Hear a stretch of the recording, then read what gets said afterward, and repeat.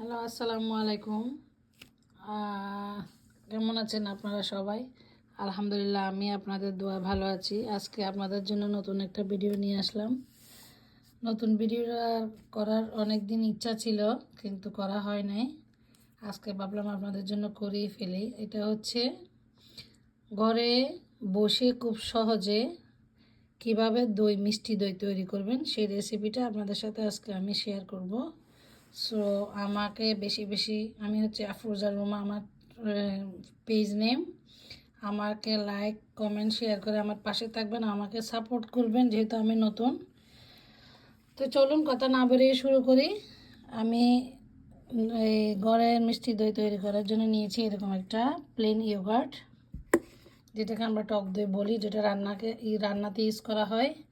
আর নিচে একটা এরকম এভাপোরেটেড মিল্ক, আর নিচে একটা কনডেন্স মিল্ক। তাহলে আমি সবগুলো একসাথে মিক্স করব। এখন প্রথম আমি দইটাকে দিয়ে দিব।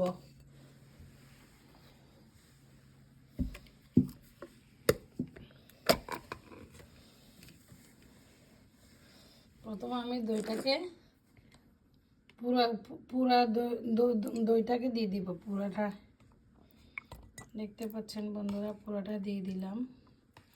পুরাটা দিয়ে দিব, পুরাটা দিয়ে দিব।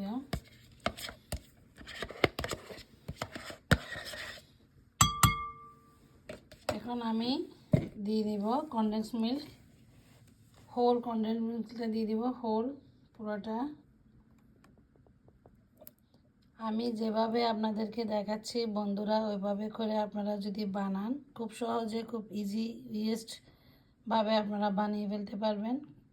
মাত্র 3টি উপকরণ দিয়ে অল্প সময়ে ঘরে বানানো দই খেতে অনেক মজা।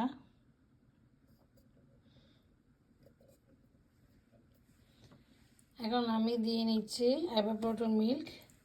ওটা হোলটা আমি দিয়ে দিব, ফুল ক্যান ইউজ করব।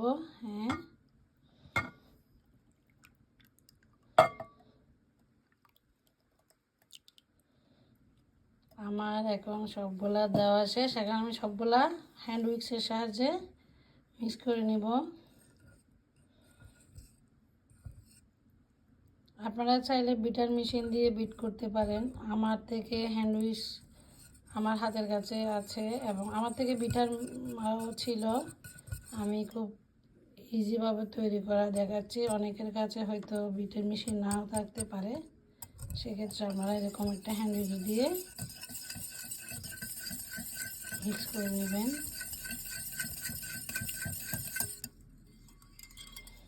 এখানে একটা জিনিস বলে দিচ্ছি বন্ধুরা, এখানে মিশ্রণটা খুব ভালোভাবে মিক্স করতে হবে যাতে কোনো লাম্পস বা ধলা পেকে না থাকে।